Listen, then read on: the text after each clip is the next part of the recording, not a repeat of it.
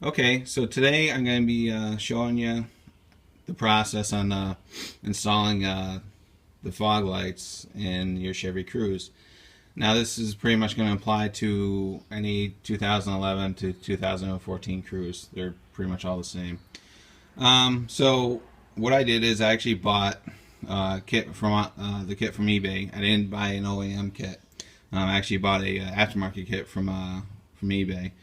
They're manufactured by Spider Auto, so if you go to spiderauto.com, you can go ahead and see them. This kit was $55, so I like to do things a little bit different. So I figure I would try this, give it a shot. If I don't like them, I'll go with the OEM kit. So essentially, in the kit, you get the two bezels and the two lamps, and you also get the harness, which is right there. And in the harness, you have a relay, which is right there, and then you have an inline fuse for it, and then where is it? You have a separate power switch that I'm going to install in the car. Right, so it's a separate switch, and this just ties into the harness. So all in all, it's going to be a straightforward install, and I'll walk you through the process. I'm going to try to do it without taking the bumper off, but if I run into clearance issues or anything like that, I'll take the bumper off, and I'll walk you through that process as well. So, okay, so the first thing you want to do as far as getting access are there's some Torx head screws that are up on the along the leading edge of the air dam. You want to take all those out first. They run all along the front of the skirt up here, so you want to take those off first. Okay, so now that you have all the screws out along the edge, all right. The next thing you want to do is remove these plastic retainers as well. Right? One here, one here, one here, one here. There's 4 that you need to take off. So if you look, kind of tell, but essentially there's a notch to pop this cover up. It will come out, and then once you do that, you'll be able to pull the expanding nut out. So that's the next thing you want to do. You want to pull those 4 out. Okay, once you take those plastic inserts out, you can slide that panel off. It just slides back. Just pull it back towards the steering wheel, and it pops out. So if you look here, that is the insert for the non fog light car. So what it is, there is a single screw right up here by my index finger. And then if you look, the mounting points for the fog lights, that's the one that everybody talks about. That's a kind of a pain in the butt to reach. So what you can do is you want to take this cover off as well, and it's the same process. There's just a couple of these expanding pins. Take those out as well, just to give you a little bit better access. And you want to do it on both sides, so it's the same process. So go ahead and take those out as well. Alright, now that you have all the plastic retainers out, you can just fold this down, and it's going to get you a little more access. So here is the passenger size insert again, and there's only a single screw that holds it in. So I'm going to take those off, and I'm going to show you the tools that I'm going to use to take it off. So, but it shouldn't be that big of a deal. Okay, so this is what I used to get that screw out. Essentially, it's a little flat ratchet handle with a 2-inch extension with a socket with a Phillips pin on it. So what this does, it gives you a lot of access to get in there and get at that screw to pop it out. So once you get the screw out, you take the insert out, and you're left with a hole. And here is the insert. Where is it? So the insert comes out from the front of the bumper. You essentially just squeeze these two clips to give it clearance, and then it just literally, you give it a little force and it literally just pops right out of the bumper from the front. So essentially that's it. Alright, so here's the what you're going to be looking at. Here's the front of the car. So the fog light, when it goes in, there's 3 mounting points, and obviously this is the back where the boss is where the screws are going to. But essentially that's 1, that's 2, and the third one, which is, where is it? Right around the corner, right there. So that's the third one, and that's the one that's kind of a pain in the butt to get at. So what I've done is I removed the markers off the side, and all you do is just reach your hand up there and grab the just pushing the little spring clip, and it'll fall right out. So what that's going to do is it's going to allow you to come in through the side with an extension and like a little reversal joint to put that screw in. It's a little bit easier. So alright, so what I'm going to do now is I'm going to drop down the wiring harness while I have some access to everything before I start buttoning it up. Alright, so we've done all the prep work, and essentially we're ready to install the fog light kit. I got the harness down, just roughed in right now. It's pretty much lying loose. What I'm going to do is wait to get everything mounted and installed. Then I'll plug everything in and then show you the final routing on the wiring harness once I'm done. So, alright, one thing I would recommend is, obviously this is the back side, you'd be doing it from this side. But what I would recommend is, and I actually just did this myself, is essentially pre-screw your holes. Take the screws that they're going to hold the fog light to the body of the car, and just, while you have all the access in the world, just pre-screw the holes into the standoff. So when you put it in there, they're going to go in there nice and easy. You're not going to fight with them. And do it for all 3, 1, 2, and the one in the back side. And that's it. That's going to help you out as well. So just do that, and everything should go a lot easier for you. So essentially right now I'm going to install the inserts, and I'll go from there.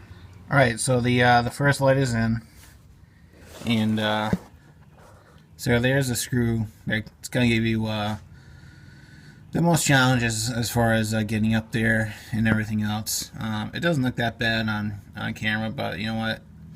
If you have big hands, it is a little bit tight, but it can be done. And there's the other 2 screws holding on the housing to the insert, and there's the other screw holding the insert in. Alright, so if you want to do this without taking the bumper off, you're going to need one particular tool, and the one you're going to need is this guy right here. Essentially it's a ratchet handle with the socket on here, and this thing is small enough that where it's going to give you all the clearance that you need. You can pick these up at any hardware store or a tool store. I bought these at Harbor Freight. I think they were less than $10. And in the kit you get a 1/4 inch, 3/8, and a 1/2 inch drive. So this makes all the difference in the world as far as getting in there, as far as tight spaces. So I would highly recommend picking a setup. It's going to make all the difference in the world. So on to the next part. Thanks. Okay, so the next step in the process is, because this particular kit uses another switch, what we have to do is we have to essentially pass this switch through the firewall into the engine compartment, then into the harness. So luckily GM has provided you with a plate with for just such a purpose. So if you look, there's 2 I believe they're 10mm, 12mm nuts that's holding this plate on. And then essentially just take the nuts off and push the plate off through the engine side. and then we're going to drill a hole and then install a grommet and then pass a harness through the engine compartment. So that'll be next. Okay, so the nuts are off the plate, and that's where the plate is. So what you're going to want to do is grab a magnet or something like that and stick down there and grab it. It's pretty loose, it'll come right out. So that's the next part. Okay, so the plate's been removed and I mounted it in my vise. So what I'm going to do is I'm going to drill a pilot hole, and then I'm going to use a step drill to get up to the size for the grommet. Alright, so this is the grommet that I'm going to be using, and I'll show you why I cut it once I get everything installed. So drill a pilot hole right through the center, and then grab a big enough drill for the size of the grommet. Okay, so the hole's been cut into plate, and I think the diameter is 7/8. So what you have to do is essentially you have to cut a large enough hole in the plate to allow this particular harness through. So,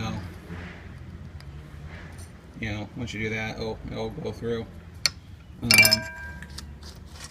But so the reason why the grommet is cut is the grommet that I have for my supplies, which I had to buy, is actually bigger than this hole.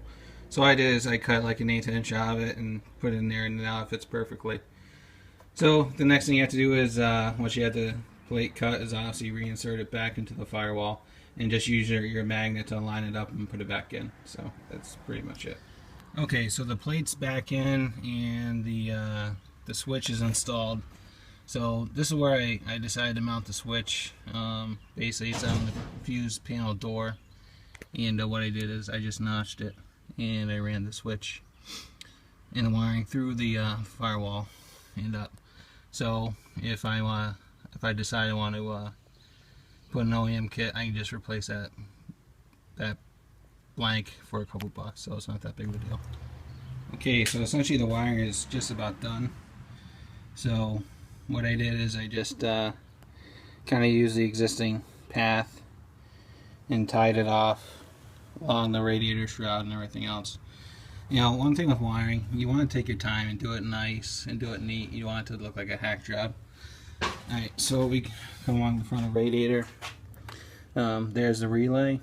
It's mounted to one of the chassis studs, and there's one of the grounds right there. It's going to one of the chassis grounds. So then all the wiring comes along and goes along the fuse panel, and my second ground is going to another chassis ground. So what I have to do now is I have to go get a fuse tap, and I'm going to come off the existing fog light circuit that's going to be switched under power, and then I'll cut these to length and go from there and show you the okay, so we're just about done. So just to review, as far as the final tie-in for electricals, here's the relay right here. There's one of the grounds. The other ground is right here. And so what I bought is I bought a fuse tap that goes into the fuse panel, and I'm using the one of the circuits from the fuel injector, because unfortunately my car is one of the ones that doesn't have the programming on it. So I tried to use a 15 amp circuit for the fog lights, and I'm getting absolutely nothing. So what I did is I used the fuel injection circuit using the fuse tap. So then basically comes out, there's a butt connector and then your two leads for your two hots, and essentially that's it. So once you're at this point, you're done. Double check all your connections. So what we're gonna do now is we're gonna go ahead and start it, show you how it looks, and show you the finished product.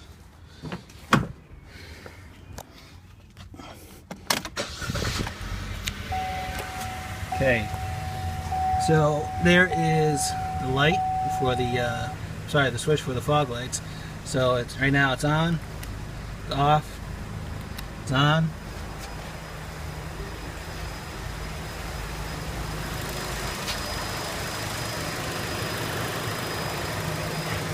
So there they are.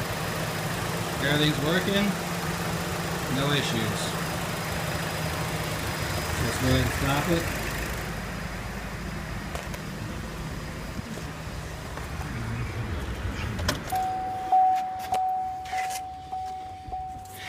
So if you notice, the ignition's off, the fog lights were on, and now that it's off. So that's the way you want it. You don't want to wire it to battery voltage because then they'll be running all the time. So essentially that's it. It's not that big of a deal to do it. My biggest challenge getting the fog lights installed was actually the heat. It's pretty hot today. So other than that, it was pretty straightforward. If there's any questions or comments or anything else, go ahead and put them in the comments box and I'll get back to you as soon as I can. Thanks for watching and have a great day. Thanks.